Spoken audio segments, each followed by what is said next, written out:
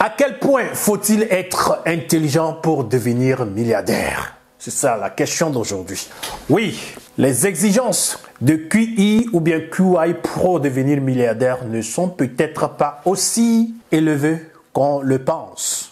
Oui, je vais vous apprendre aujourd'hui comment Jeff Bezos est devenu milliardaire. Avec une fortune de 126 milliards de dollars, le fondateur et PDG d'Amazon, Jeff Bezos, est sans doute l'homme le plus riche du monde. Mais il n'est peut-être pas le plus intelligent. Du moins, c'est ce qu'il pensait à l'université. Voilà, nous allons apprendre aujourd'hui comment cela a été possible, comment cela s'est passé. Dans les années 80, Jeff Bezos a étudié la physique à l'université de Princeton, comme le rapporte le NBC Business. Vous le connaissez, vous le savez. Bien qu'il ait obtenu une bourse, il ne se considérait toujours pas comme assez intelligent ou bien assez compétent pour rivaliser avec les autres amis, avec ses amis de classe. Bezos est donc passé de la physique au génie électrique et alors encore à l'informatique, entamant ainsi un étonnant parcours de sa vie. Oui, ce sont des gens qui veulent aller loin qui se comportent ainsi. Une telle illumination lui est venue d'un simple problème mathématique. Jeff Bezos, c'est lui qui le stipule. Et vous allez apprendre dans cette vidéo, vous allez apprendre ce qu'il disait à l'époque. Écoutez ce que Jeff Bezos disait. Je n'arrivais pas à résoudre l'équation différentielle partielle. C'était vraiment du ouf.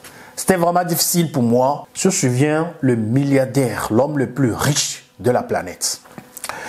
À l'époque, j'étudiais avec mon colocataire, Joy, qui était également très bon en mathématiques. Jeff Bezos se souvient de tout cela. Nous avons tous, les deux, travaillé sur ce problème pendant 3 heures. Et nous sommes repartis détruits. C'est pas tout le monde qui le dit, hein? C'est pas tout le monde qui le dit, mais les gens intelligents et les gens qui veulent aller très loin qui disent cela. En désespoir de cause, Jeff Bezos et son colocataire se sont finalement tournés vers l'un ou bien leur ami de classe, Yasanta Razakarunayak. C'est son nom bizarre. Pour obtenir quoi? De l'aide de ce dernier. Nous lui avons montré le problème. Et il l'a fixé un moment avant de dire ceci. La réponse est cosinus. C'est pas vrai ça. Jeff Bezos, pour reprendre, il dit « J'ai été surpris et j'ai demandé à nouveau ». C'est la réponse ceci. Le gars il semblait tout à fait sûr de lui et a fait les calculs pour nous deux. Après 3 pages de calculs algébriques détaillés, la réponse que Yasanta a finalement donnée était effectivement cosinus. Maintenant, Jeff Bezos est convaincu que c'était la réponse.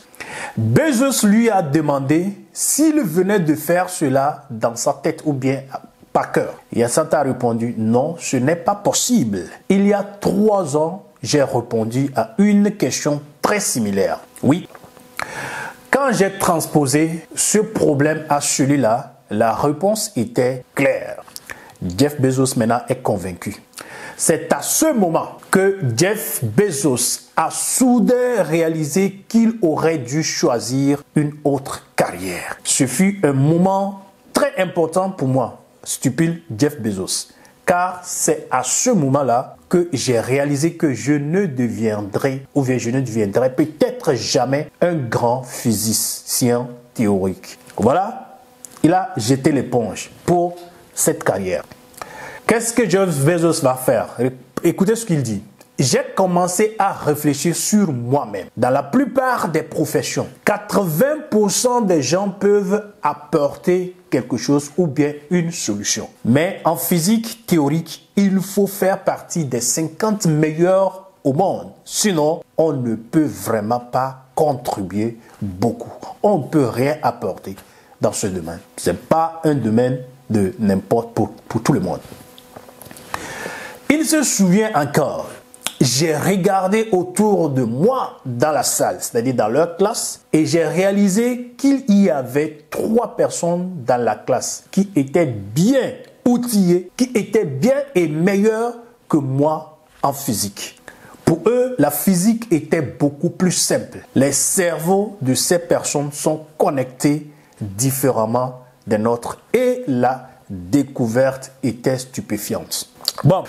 Que pensez-vous? Qu'est-ce que Jeff Bezos va devenir après? Et vous savez, il est devenu milliardaire. Mais comment est-ce qu'il est devenu milliardaire? Comment il a commencé? C'est alors que Jeff Bezos s'est ensuite tourné vers l'ingénierie électrique et l'informatique et s'est consacré à la création et à la gestion de sa propre entreprise. C'est là-bas qu'il a compris qu'il pouvait être entrepreneur. En 1994, alors qu'il travaillait pour un fonds spéculatif, Bezos a découvert une statistique stupéfiante selon laquelle Internet croissait à un taux de 2300% par an, ce qui lui a inspiré la création d'Amazon, une librairie en ligne en 1995. Que ferais-tu à l'heure actuelle où tu es là? Écoutez, aujourd'hui, la capitalisation boursière d'Amazon dépasse 1000 milliards de dollars et Bezos est l'homme le plus riche du monde. Qui peut contester? Il n'est pas quelqu'un qui se montre comme le Sud-Africain américain là. Jeff Bezos, c'est quelqu'un qui est humble, mais il est immensement riche. Écoutez, qu'est-ce que vous avez tiré comme leçon dans cette histoire de Bezos? Moi, personnellement, je peux dire qu'il ne faut pas se focaliser sur des choses inutiles. Vous voyez, des gens ne sont pas talentueux dans certains domaines, mais ils veulent forcément, coûte que coûte, se tuer pour ces domaines. Nous connaissons des musiciens, des gens qui se veulent musiciens, qui se veulent artistes. Par contre, leurs destins ne sont pas liés à ces genres de métiers. Ils commencent ce métier à 17 ans, voire même 14 ans. Jusqu'à aujourd'hui, ils ont 40 ans, ils ne peuvent même pas faire un concert de 3000 places.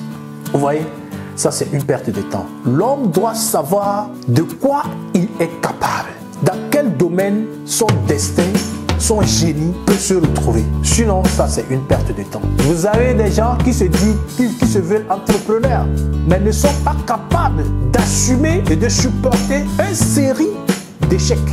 C'est de cela nous parlons. Vous voyez, c'est pas facile de devenir millionnaire, milliardaire. Mais quand même, c'est facile de devenir YouTuber.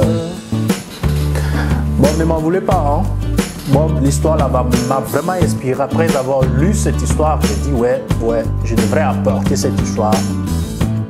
Un plus-value plutôt, pour aider les gens à comprendre leur vie. Sinon, tout le monde peut être riche.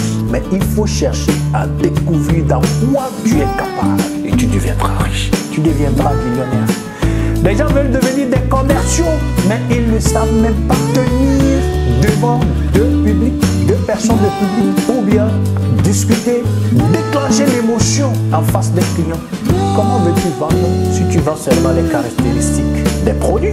Il faut chercher à se connaître et découvrir sa vie. C'est simple, ça serait tout pour aujourd'hui et on se retrouve à la prochaine. Bon, partagez s'il vous plaît et faites ça. Le like, aimez ça et partagez. Merci.